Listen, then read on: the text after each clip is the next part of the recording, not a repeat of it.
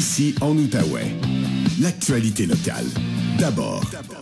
Au 104.7 Outaouais. Jusqu'à 14h. Vous écoutez LP le midi.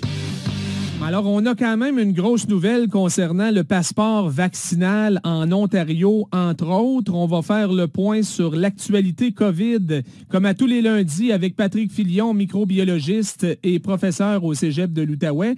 Salut, Patrick. Salut, LP. Donc, on apprend ça ce matin. Le passeport vaccinal sera retiré en Ontario le 1er mars, donc dans 2 semaines. Retiré complètement dans tous les établissements, même les centres pour aînés. Es-tu surpris, Patrick? Surpris, je veux dire oui et non. Oui, en raison de la date qui est choisie. Peut-être un peu tôt selon ce que j'observe. Mais je pense que c'est quand même une mesure là, qui devrait être retirée là, éventuellement. Donc, c'est plus la date, c'est tellement près de ce que l'on vit présentement. Donc, ça me surprend, mais éventuellement, c'est sûr qu'on va finir par le retirer. Donc, oui et non, on va dire ça comme ça. On sait qu'il y a des élections au printemps en Ontario, donc il y a une pression politique. Là, il y a une partie de cette décision-là qui est politique, mais si la situation allait vraiment mal, si on s'inquiétait vraiment du sous-variant d'Omicron, on ne pourrait pas annoncer ça non plus. Donc, à quelque part, c'est quand même une bonne nouvelle, Patrick, là, pour les gens qui nous écoutent. Oui, je pense que c'est une bonne nouvelle, puis ça va un petit peu dans le sens des allègements qu'on a proposés au Québec, puis en Ontario depuis une semaine ou deux, puis les prochaines aussi qui s'en viennent. Donc, tout ça semble se faire dans un ordre logique. Encore une fois, c'est peut-être juste un petit peu tôt, mais écoute, pour que les gens aient confiance et espoir, là, ça va finir par passer tout ça. Et le fameux passeport vaccinal qui n'est peut-être pas la mesure la plus appréciée, on va le dire comme ça, même si la plupart des gens la respectent et comprennent l'importance de ça. Même chose pour les masques, éventuellement, on va finir par passer à travers. Il faut comprendre, encore une fois, que toutes ces mesures-là, on les a faites pour sauver des vies, pour protéger le système de santé. Donc, si on décide qu'on les retire, il ne faut pas se dire, bon, on a tout fait nos efforts pour rien. Non, on a fait nos efforts, ça a sauvé des vies pendant les 2 ans qu'on a fait ces efforts-là, mais il est temps maintenant de, laisser aller un petit peu ces mesures-là, de surveiller la situation, parce qu'il n'y a rien qui dit qu'ils ne vont pas le remettre, je sais pas moi, l'automne prochain ou au début de l'hiver. Mais au Québec, c'est ce que le ministre Dubé a laissé entendre vendredi. On va le suspendre bientôt, mais il ne va pas disparaître. Là. On pourrait le ramener s'il y avait d'autres vagues ou si on sent qu'on a besoin de le ramener. Là. C'est ça, si on perd le contrôle, que les hôpitaux sont débordés et tout. Donc, il faut être conscient de ça, mais encore une fois, on va finir par passer à travers tout ça, donc il faut être confiant. Moi, je regarde ça avec beaucoup d'optimisme, de prudence, mais d'optimisme. Donc, je pense qu'on s'en va dans le bon sens. Il faut faire les choses prudemment, de façon progressive, puis on va finir par passer à travers tout ça. Oui, évidemment, ça met de la pression sur le gouvernement Legault. On s'attend à une annonce demain par rapport au passeport vaccinal. Donc, tu penses qu'on va aller aussi loin au Québec à partir du 14 mars? Écoute, encore une fois, c'est une bonne question. Là. Peut-être qu'ils vont sentir la pression, comme tu viens de le dire, là, en fonction de la décision de ce que Ford vient de faire en Ontario. Moi, je crois que ce sera encore très tôt. Il y a peut-être des gens qui ne m'aimeront pas quand je dis ça, mais je préférais qu'on y aille de prudence et qu'au moment où on le retire, qu'on le fasse peut-être pour de bon. Plutôt que de jouer au yo-yo, de le retirer, puis dans 3 semaines, dire là, finalement, il y a un nouveau variant ou il y a trop grande augmentation des cas, donc on le réinstaure, donc ça va créer de la confusion, de la frustration. Donc je pense que moi, je préférais une approche encore une fois plus progressive, et quand on le fait vraiment de façon définitive, là, du moins pour un bon bout. Là. Si c'est toi qui prenais la décision, Patrick, est-ce que certains établissements où tu dis, dans ces endroits-là, on devrait le garder? Moi, j'avais l'impression qu'on l'aurait peut-être gardé un peu plus longtemps, exemple dans les RPA et les CHSLD. En tout cas, en Ontario, c'est pas le cas. On l'abandonne partout. C'est ça. Encore une fois, faut y aller avec le degré de risque. Il y a des endroits, je crois, là, qu'on peut faire les choses correctement, puis on peut retirer peut-être le passeport vaccinal sans que ça ait des incidences majeures. Mais dans des endroits où tu as beaucoup de personnes qui sont très vulnérables, de laisser entrer peut-être des gens qui sont moins bien protégés pourrait amener une charge virale plus importante, donc la transmettre à ces personnes-là. Donc, on ne veut pas recommencer là un espèce de cercle infernal là, dans des RPA et les CHSLD où on aurait une augmentation, encore une fois, du nombre de cas. Donc, ces endroits-là où je serais peut-être un petit peu plus frileux.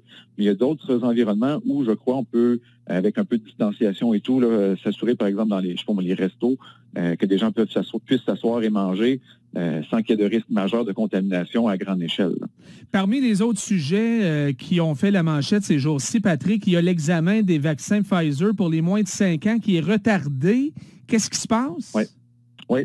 Dans le fond, la FDA, l'agence américaine qui homologue les vaccins et autres médicaments, pressait un petit peu Pfizer parce qu'avec l'arrivée d'Omicron, il y a eu beaucoup plus d'enfants, de jeunes enfants, bébés, qui ont été hospitalisés. Donc, on faisait un petit peu de pression pour Pfizer pour qu'ils déposent, dans le fond, les résultats préliminaires de leurs essais sur les enfants. Donc, après 1 dose, 2 doses. Mais Pfizer voulait attendre parce que ce qu'on a remarqué, c'est que chez les jeunes bébés, donc on va dire de 6 mois à 2 ans, la réponse était quand même pas si mal. Mais chez les 2-4 ans, la réponse immunitaire était quand même assez faible, même après 2 doses. Donc, Pfizer a demandé d'attendre et de tester une 3e dose. Donc, c'est pour ça que, dans le fond, la FDA a décidé de retirer un petit peu sa pression sur Pfizer parce que Pfizer a pris la bonne décision. Des fois, on dit que les pharmaceutiques sont c'est un peu le monde à l'envers. Hein. Habituellement, c'est les compagnies pharmaceutiques qui mettent de la pression sur les gouvernements puis la santé publique pour aller vite, vite, vite. Dans ce cas-ci, c'est le contraire. Oui, là, c'est Pfizer qui a dit non, on met les freins un peu. On va attendre de voir si la 3e dose fait effet parce que si après 3 doses, la réponse immunitaire n'est pas bonne, ça ne donne rien de prendre ces doses-là et de les administrer à des enfants si on n'a pas, disons, une couverture, une protection vaccinale importante. Donc, je pense que Pfizer démontre qu'ils sont là pour faire les choses correctement. Donc, c'est pas que les vaccins sont dangereux ou quoi que ce soit, c'est vraiment parce que la réponse immunitaire n'est pas aussi bonne. Puis là, il faut se rappeler, la dose qui sera administrée à ces enfants-là, c'est 1/10 de ce que nous, on reçoit. Donc, il va peut-être avoir des ajustements, peut-être justement au niveau de la dose et peut-être aussi on va peut-être se dire, on va attendre peut-être d'avoir un vaccin qui est peut-être plus près des variants qui circulent, parce que là, on fonctionne encore avec le vaccin initial. C'est ça. La réponse est quand même modérée. Le fameux vaccin adapté aux variants Omicron, qui n'est pas encore disponible, puis on n'a pas de date, là. On ne sait pas du tout quand est-ce qu'il va arriver, celui-là. Là.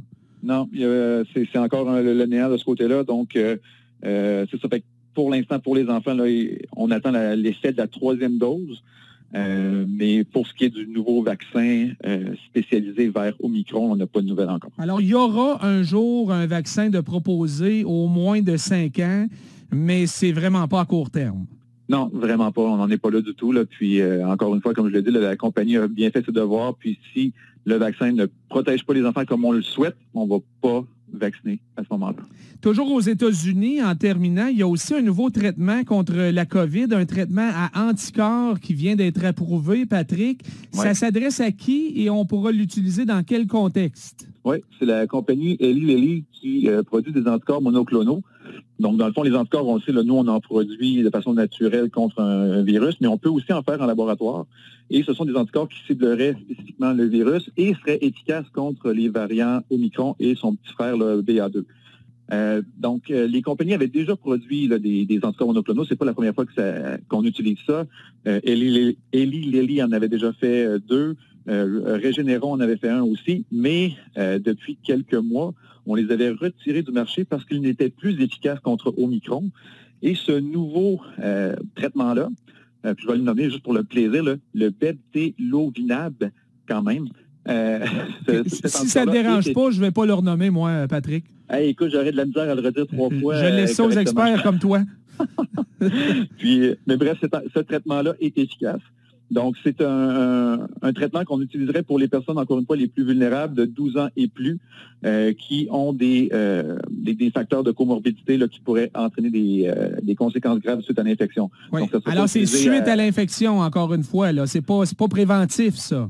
Ben, on pourrait donner de façon préventive, justement, si dans l'entourage de la personne, il y a eu un cas positif et que je sais pas moi, un enfant, le cousin, la sœur ou peu importe, un ami a été en contact et que cette personne-là est plus vulnérable à des conditions médicales plus problématiques. Donc là, on pourrait lui administrer pour prévenir, parce que les anticorps, dans le fond, ce qu'ils vont faire, c'est qu'ils vont neutraliser le virus avant que ce virus-là n'entre dans nos cellules et cause des dommages. Donc, on le prend, oui, en prévention, mais si on était en contact près avec quelqu'un qui est infecté.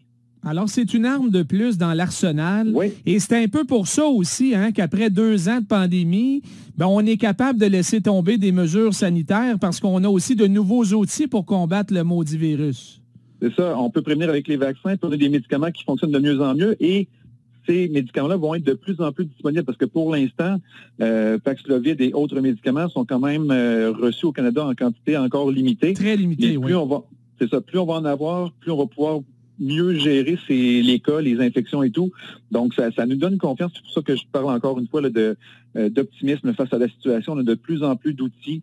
Donc, il faut avoir confiance, il faut être patient. Donc, il y a encore quelques mois là, que les dernières mesures se tassent, mais éventuellement, on va y arriver. Oui, puis en plus, le printemps s'en vient. Tu es porteur d'espoir en ce jour de Saint-Valentin. Yes. Merci beaucoup, Patrick. Salut, LP. Bonne semaine. Patrick Filion, microbiologiste et professeur au Cégep de l'Outaouais.